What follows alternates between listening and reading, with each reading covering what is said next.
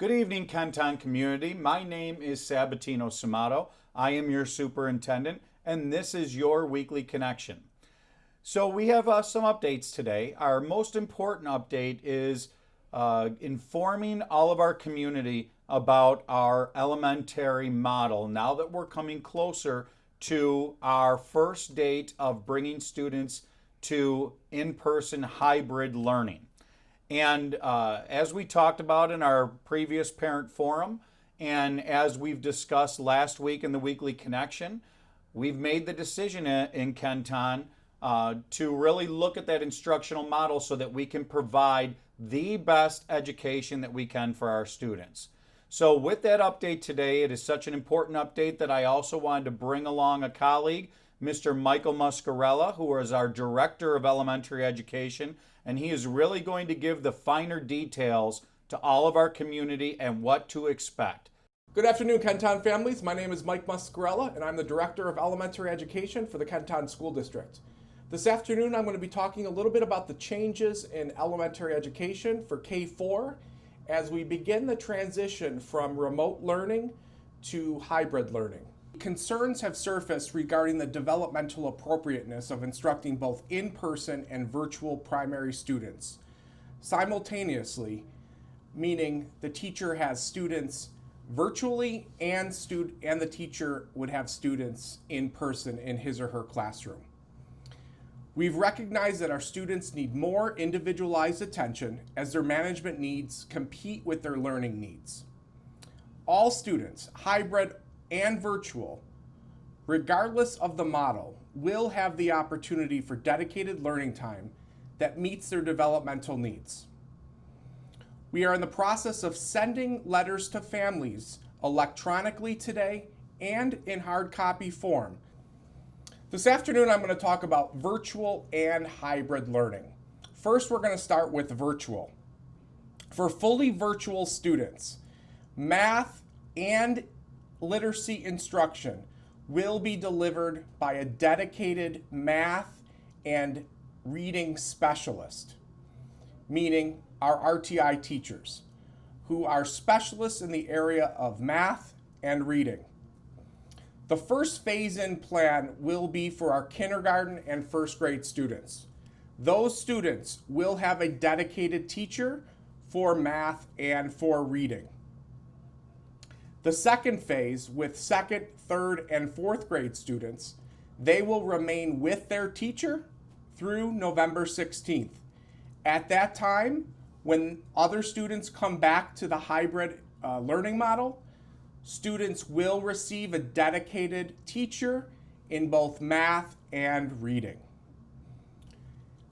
Fully virtual students can return to the in-person hybrid instruction at any point and will return to their original teacher.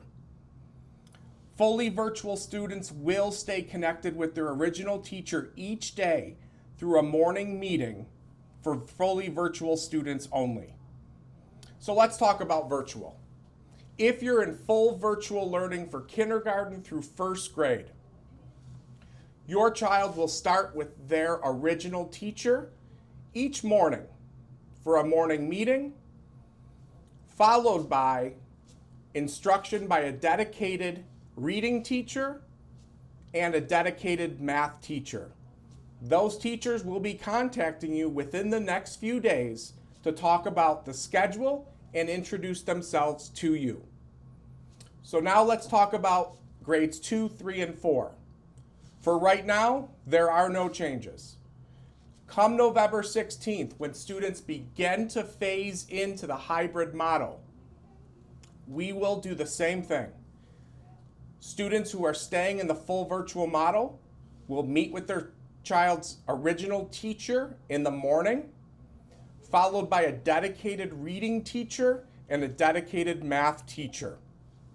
That information, those schedules, and those teacher assignments will be made closer to the November 16th date. Again, at any point that a family would like to send their children back to the hybrid model, they can. What we can't do is go back the other way. You can go into hybrid, but you can't go into virtual. So now let's talk about the hybrid model. If your child is in hybrid cohort A, when the time comes for the transition to hybrid, and our first transition is October 13th for kindergarten, first grade, Monday and Tuesday, they will attend in person. Wednesday morning, they will have remote instruction. They will have a morning meeting with their classroom teacher, followed by a literacy lesson and asynchronous learning. On Thursday and Friday, they will be assigned work from their classroom teacher to complete at home asynchronously. So what if I'm in cohort B? If I'm in cohort B, it's just the opposite. Monday and Tuesday will be asynchronous days. Wednesday, they will join with their classroom teacher remotely, followed by a virtual literacy lesson. And on Thursdays and Fridays, they will be in person in school. We are providing instruction for each of those days. 2 of the days are in person. 1 day is remote with the teacher, Wednesday mornings, and the other time is asynchronously. That is our hybrid model. That is the best we can do right now. Our staff is working hard. Our teachers are phenomenal. They are preparing for students to arrive and be part of our hybrid and or our virtual models. So let me just summarize. If you're in a virtual model, you will have a dedicated reading and math teacher. Kindergarten and first grade will start first on October 13th. We're sending out a letter later this evening. We're also communicating by mail regarding who those teachers are and when they will begin, October 13th. If I'm in hybrid, kindergarten through first grade, we will start October 13th with the full hybrid model. Full virtual students. You will have instruction on Monday, Tuesday, Thursday, and Friday, and on Wednesday, meet with your original classroom teacher. You'll also have meetings on Monday, Tuesday, Thursday, and Friday with the original classroom teacher. We want to make sure that our kids are connected to the original teachers in the event that they come back to school in the hybrid model or we're all able to return to school. While we know these changes are difficult, we believe this is the best educational model that the district can provide at the elementary level.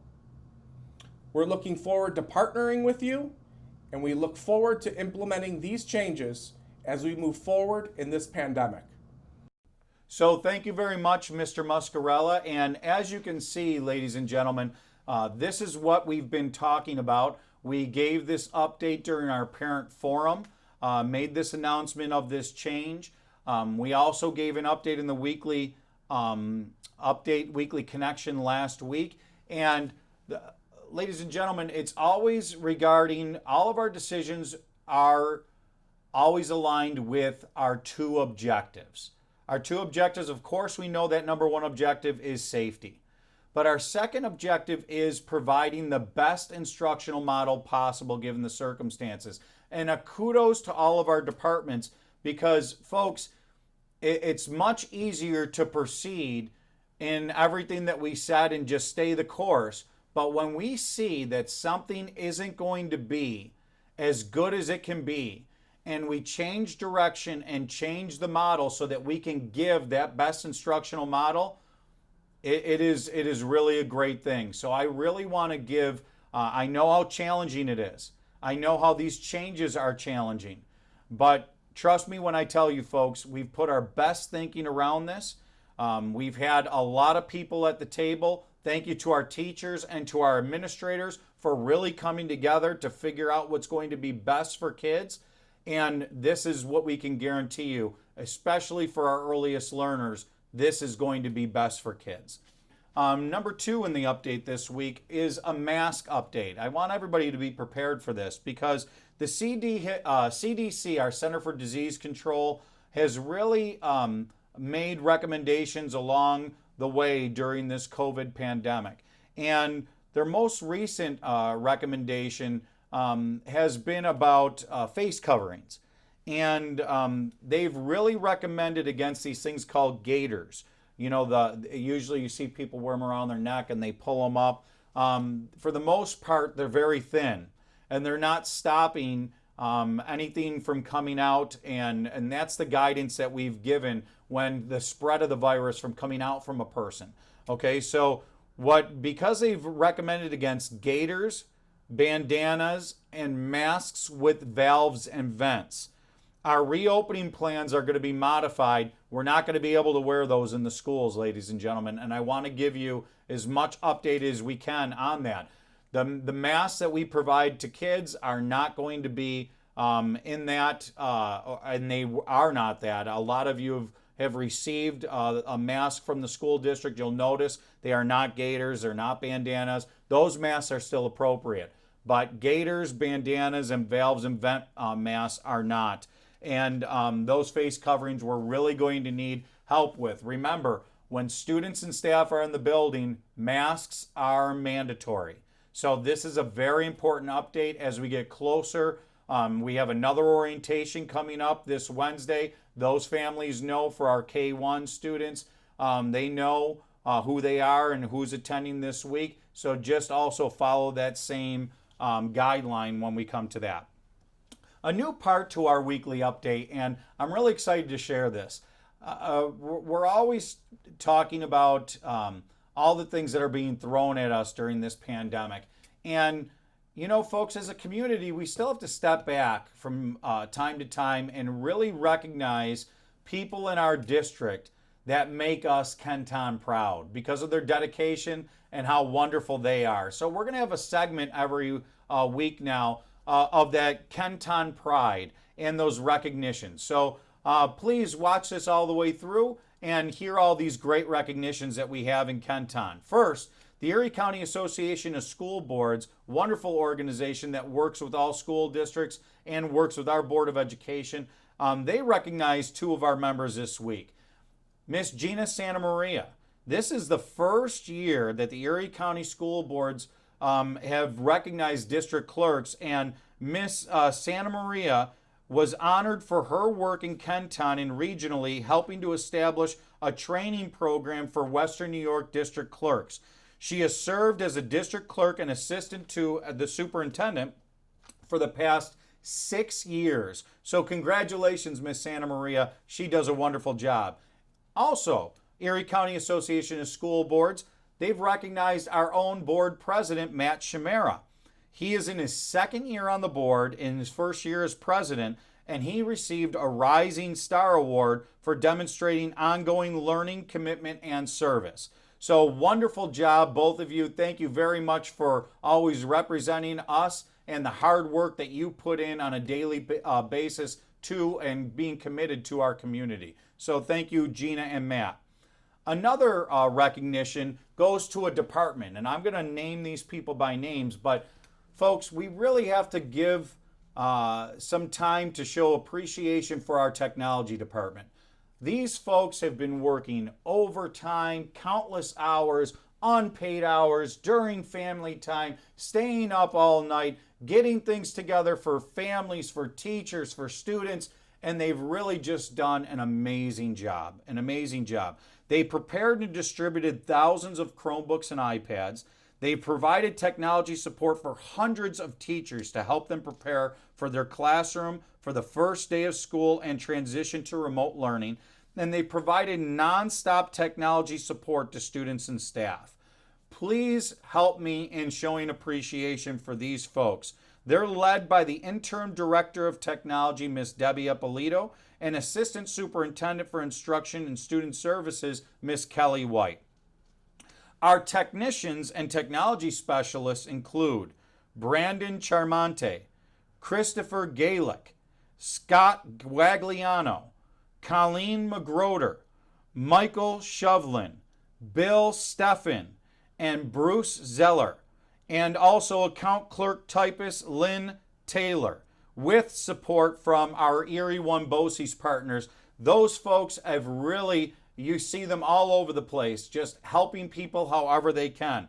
Also, our boots on the ground in the classrooms with instruction, with our teachers, our instructional support specialists for technology, Miss Joy Shamara, Mr. Phil Jaros, Mr. Dave Rogalski, and Miss Carrie Smith. Wonderful job by these folks.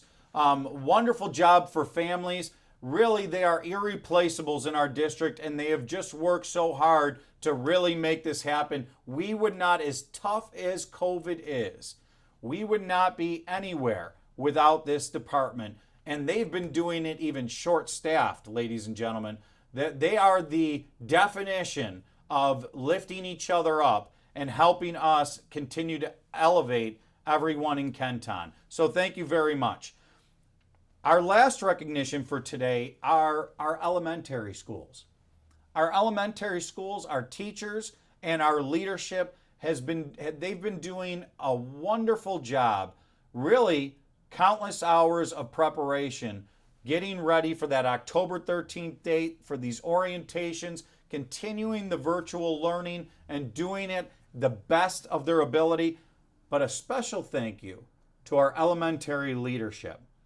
Elementary schools did a great job welcoming back so many of our students on Wednesday afternoon, and our elementary leadership has really gone above and beyond. At Edison Elementary, Principal Dave King and his crew. At Franklin Elementary, Principal Kia Evans and her crew. At Holmes Elementary, led by Principal Matt Rains and his team. At Hoover Elementary, led by Principal Mike Huff. And finally, at Lindbergh Elementary, led by Principal Ann Macchignano. Now, folks, it's an entire team, and those principals will be the first to tell you that they're just fortunate enough to be part of a team, but that leadership, it starts with a leader. And those leaders, we have a lot of leaders in our school district. During this weekly connection, a special recognition to those elementary leaders for everything that they've been doing and that they've done. So it brings us to the end of our weekly connection this week. We had some Dr. Feel-Good moments with our recognitions. We had some changes and we have some difficulties that we're facing together as a community. It is all about teamwork. Period. End of story. If you notice, the common theme this week is all the people that contribute to the team. From our community members, our parents and our families and our students, to our leadership in the buildings. We cannot do this unless we're doing it together. Now we're into the month of October, and we know we still see curveballs being thrown at us all the time. This pandemic changes not only weekly, but daily, sometimes hourly. What I can tell you is everything that we've done as a community makes us Kenton proud, Kenton strong, and together as a team, we'll continue to move our Kenton community forward. Ladies and gentlemen, thank you for your attention this evening. Please stay safe and have a very wonderful weekend. Go Bills!